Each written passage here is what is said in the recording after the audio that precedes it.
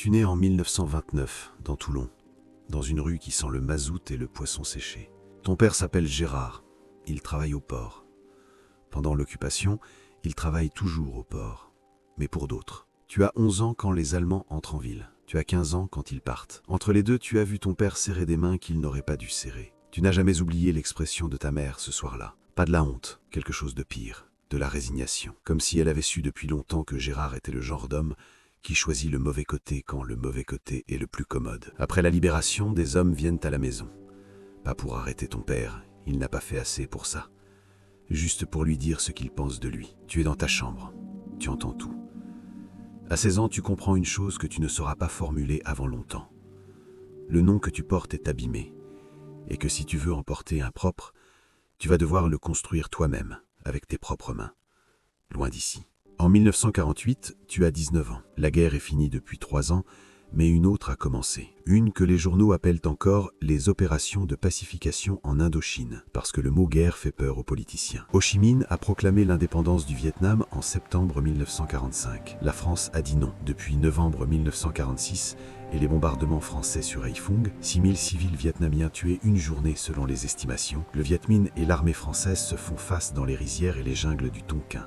Tu ne sais pas tout ça avec précision. Tu sais que la France se bat quelque part loin et que l'armée prend des hommes. Tu t'engages au 3e régiment étranger d'infanterie, non pas parce que tu y crois à la mission, parce que tu veux disparaître de Toulon et réapparaître ailleurs comme quelqu'un d'autre. Le sergent recruteur te regarde et te dit que tu as l'air maigre. Tu lui dis que tu deviens plus solide avec la pression. Il tamponne ton dossier sans répondre. L'entraînement dure 4 mois. On t'apprend à tirer, à marcher, à obéir. On t'apprend surtout que dans la jungle indochinoise, les règles de combat européens ne valent rien. Pas de ligne de front, pas d'uniforme reconnaissable, pas de bataille délimitée. Le caporal-chef Anselme te dit un soir avant l'embarquement, « En Indochine, tu ne vois jamais celui qui va te tuer. Tu vois seulement la conséquence. » Il dit ça en regardant ses bottes. Tu pars 3 semaines plus tard sur le Pasteur, un transport de troupes. Direction Saïgon, via le canal de Suez. 22 jours de mer. La chaleur augmente à chaque degré de latitude. Quand tu arrives dans le port de Saïgon en février 1949, l'air est épais comme quelque chose de vivant. Tu transpires en respirant. Tu n'as jamais rien senti de pareil. On t'affecte au Tonkin, le nord, où les combats sont les plus intenses. Ta base opérationnelle est à Hanoï, mais tu passes la plupart du temps dehors, sur les routes, dans les villages, dans la jungle. La RC4, route coloniale numéro 4, longe la frontière chinoise pendant 300 km. C'est la route la plus dangereuse du monde en 1949. Le Viet Minh contrôle la nuit. Les convois français disparaissent dessus, régulièrement. En octobre 1950, le désastre de la RC4. Le colonel Charton et le colonel Lepage tentent d'évacuer les postes frontaliers de Cao Bang et Dong Ke. Le Viet Minh les encercle dans les gorges de Coc Sa. 4800 soldats français et légionnaires tués ou capturés en 4 jours. Tu n'es pas à Cao Bang ce jour-là. Tu es à 60 km, en patrouille dans une vallée risicole qui n'a pas de nom sur vos cartes. Tu entends les explosions lointaines pendant 2 jours. Quand les rescapés arrivent au compte-gouttes, hagards, couverts de sang séché, tu comprends l'échelle de ce qui vient de se passer. Le lieutenant Ferracci, un Corse de 26 ans, fils d'instituteur, qui cite Montaigne dans les moments de tension, ce qui agace tout le monde, sauf toi, dit ce soir-là que la France vient de perdre cette guerre. Il reste juste à attendre que tout le monde soit d'accord là-dessus. On est en 1950. Il faudra encore 4 ans. La jungle t'apprend des choses qu'aucun manuel militaire n'a écrites. Elle t'apprend que la fatigue a des niveaux que tu ne soupçonnais pas, qu'il existe un état au-delà de l'épuisement, où ton corps continue à fonctionner, mais où quelque chose dans ta tête s'est mis en veille, comme une lampe qu'on baisse pour économiser. Elle t'apprend la pluie de mousson, pas la pluie française, quelque chose de différent, de vertical et continu, qui dure des semaines, qui transforme les pistes en boue rouge dans laquelle on enfonce jusqu'aux genoux, qui fait pourrir le cuir, le métal, la peau. Tu as des champignons sur les pieds pendant 9 mois affilés. Le médecin militaire dit que tout le monde en a. C'est une des façons que tu as de mesurer le temps, non pas par les saisons, mais par l'état de tes pieds. Ton unité patrouille sur des axes que le Viet Minh mine systématiquement, pas aléatoirement, avec une intelligence du terrain qui dépasse souvent la vôtre. Ils connaissent chaque chemin, chaque pont, chaque passage étroit. Ils ont des informateurs dans chaque village, parfois dans vos propres unités supplétives. En mars 1951, lors de la bataille de Mao Kè, le général Giap lance une offensive frontale contre les positions françaises dans le delta du fleuve Rouge, avec 40 000 hommes. Le général de Latine de Tassigny, qui vient d'arriver en janvier avec pour mission de redresser la situation, riposte avec des Hellcat américains et de l'artillerie lourde. Les colonnes Viet Minh se font décimer à découvert. Giap perd 7000 hommes en 3 jours et recule. C'est l'un des rares moments où la tactique française fonctionne. Tu es dans les lignes de défense du secteur de Haiphong pendant cette bataille. Tu tiens une position sur une digue de rizière pendant 18 heures avec 9 hommes, sous des tirs de mortier intermittents. Le Viet Minh n'attaque pas votre secteur directement, mais les explosions sont assez proches pour que la terre tremble sous tes paumes à plat sur le sol. Ton camarade Dembélé, un Sénégalais de 24 ans, engagé volontaire depuis Dakar, qui joue de l'harmonica le soir et qui donne toujours la moitié de sa ration à quiconque a plus faim que lui, prend un éclat d'obus dans l'épaule gauche. Tu fais le garrot. Il rentre à Haiphong. Il reviendra dans l'unité 6 semaines plus tard en disant que l'infirmière était jolie. Personne ne lui demande si ça fait encore mal. Ce n'est pas la culture. Delattre repart en France en 1951. Il est mourant de cancer qui lui a été diagnostiqué pendant sa prise de commandement. Son fils, Bernard Delattre, a été tué en mai 1951, lors d'une embuscade près de Ninh Binh. Delattre a continué à commander après avoir appris la mort de son fils.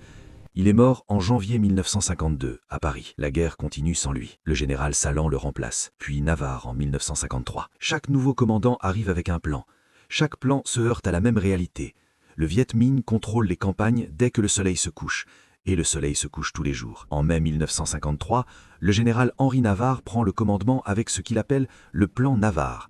Une stratégie en 2 phases visant à créer une masse de manœuvres offensives capable d'infliger des pertes décisives au Viet Minh. L'idée du Hérisson, une base aéroterrestre fortifiée au cœur du territoire ennemi, ravitaillée par air, qui forcerait le Viet Minh à attaquer sur un terrain choisi par les Français, circule dans les états-majors depuis 1952. En novembre 1953, Navarre choisit Dien Bien Phu, une vallée dans les montagnes du nord-ouest, près de la frontière laotienne, 20 km de long, 5 de large, entouré de collines de 500 à 700 mètres. Les planificateurs français estiment que le Viet Minh n'a pas d'artillerie lourde dans ces montagnes. C'est leur erreur fondamentale. C'est l'erreur qui va tout décider.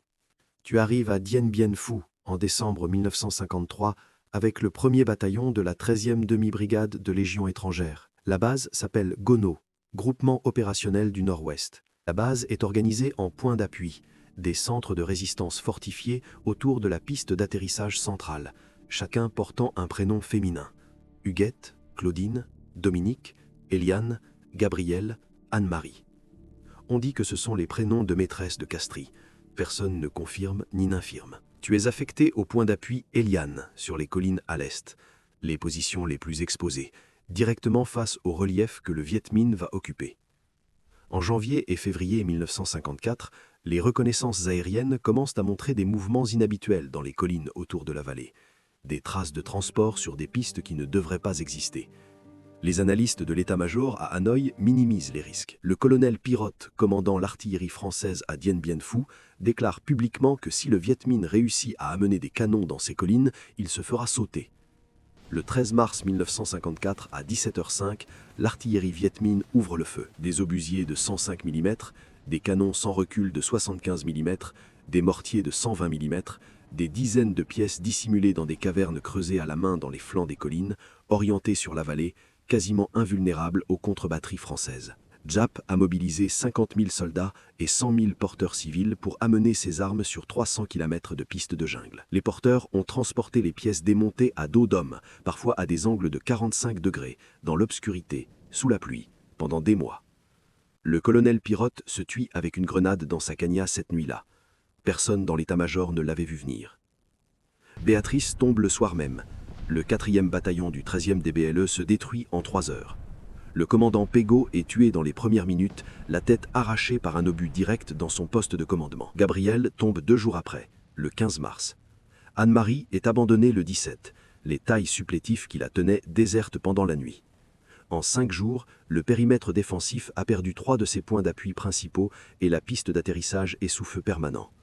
Les avions ne peuvent plus atterrir, uniquement du parachutage. Tu es à Eliane pendant tout ça. Le point d'appui Eliane 2 est une colline de 100 mètres de hauteur à l'est du camp central. Les Vietnamiens l'appellent Im Lam. Tu la défends avec 140 hommes du bataillon de marche étranger de parachutistes. Les assauts commencent le 30 mars. Le Viet Minh creuse des tranchées d'approche, des sapes qui avancent chaque nuit de quelques mètres vers vos positions, comme une main qui se referme lentement. Tu entends les pioches la nuit. Tu ne peux pas les arrêter parce que tirer dans l'obscurité révèle tes positions et gaspille des munitions que tu n'as plus les moyens de gaspiller. La nourriture arrive par parachutage, quand elle arrive. Le 10 avril, Eliane 1 tombe après un assaut de nuit.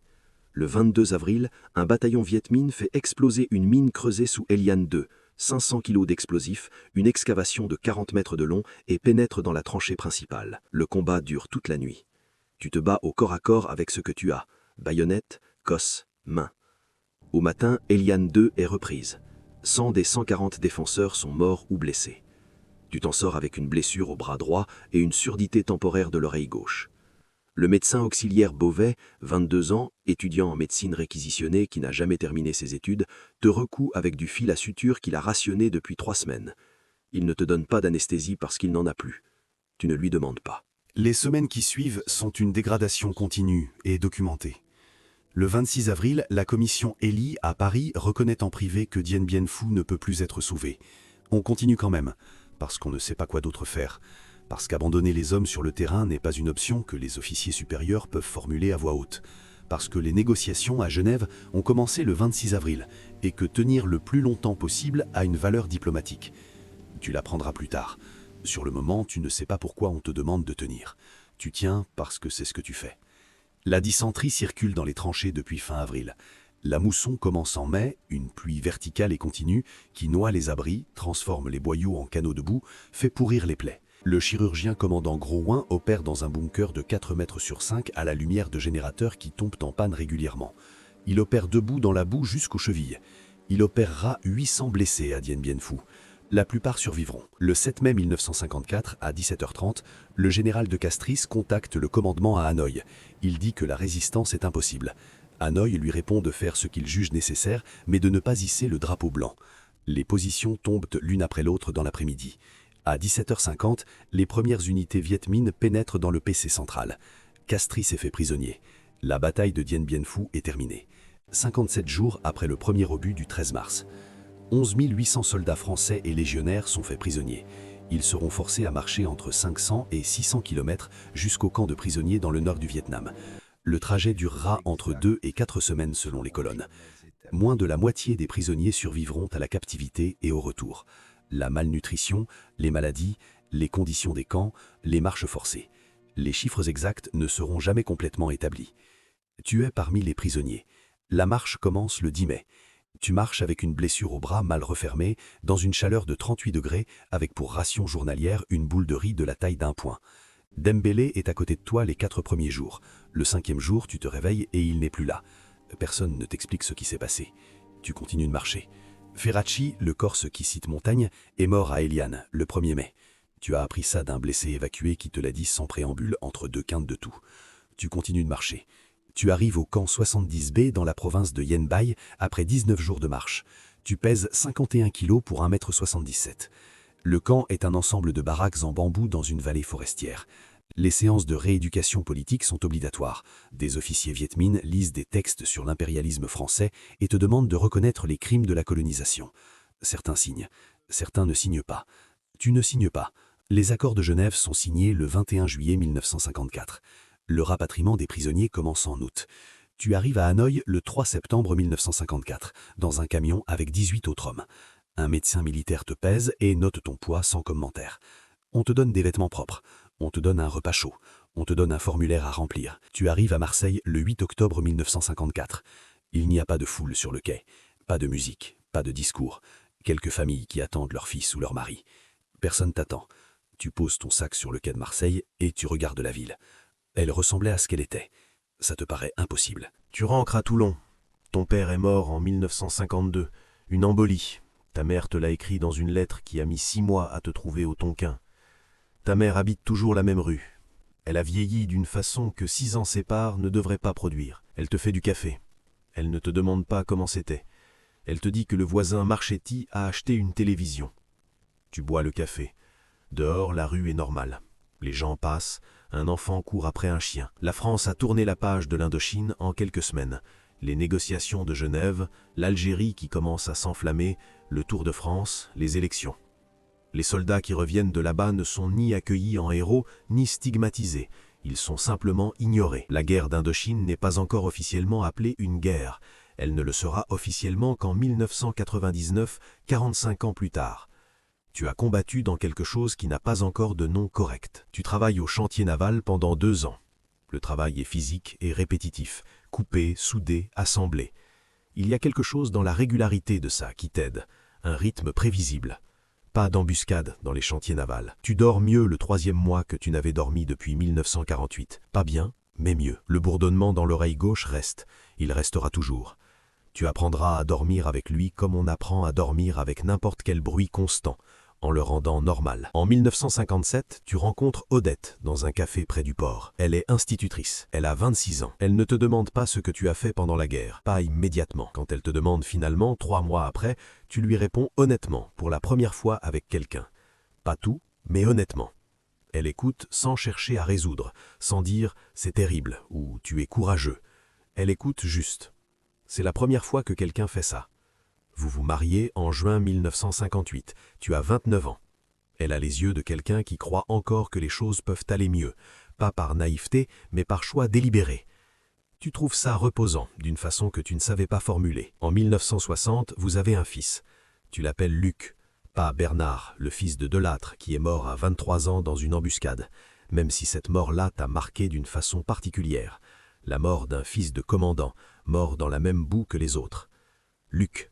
Un prénom court, un prénom qui ne porte rien. Tu regardes cet enfant et tu penses à Dembélé, qui disparaît le 5e jour de marche sans explication. Tu penses à Ferracci, mort à Eliane, avec montagne dans la tête.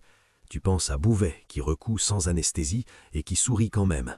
Et tu comprends que tous ces hommes, morts ou disparus, ou rentrés brisés quelque part, ont payé quelque chose dont Luc hérite sans le savoir. Pas de la gloire, juste du temps. La possibilité d'avoir 20 ans en 1980 dans une France en paix. C'est à cela que ça valait. En 1993, un historien de l'université d'Aix-en-Provence t'écrit une lettre. Il prépare un livre sur les survivants de Dien Bien Phu. Tu attends 3 semaines avant de répondre. Puis tu lui écris que oui. Vous vous rencontrez dans un café à Toulon. La conversation dure 4 heures. Il prend des notes.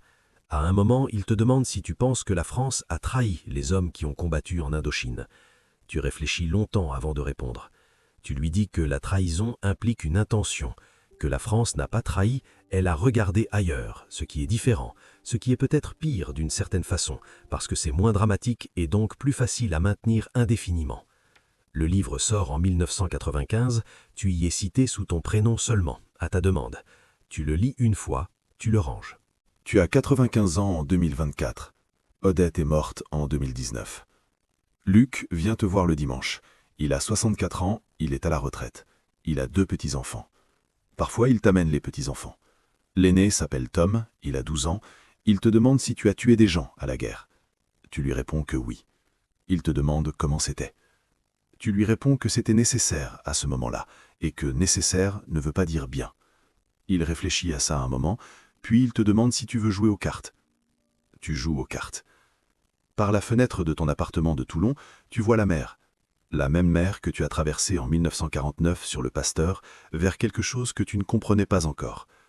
La même mer qui t'a ramené en 1954 vers une ville qui avait tourné la page. Tu as vécu assez longtemps pour voir la France reconnaître officiellement, en 1999, que ce que tu as fait s'appelait une guerre. 45 ans. Tu n'es pas amer. L'amertume demande une énergie que tu as décidé d'investir ailleurs il y a longtemps.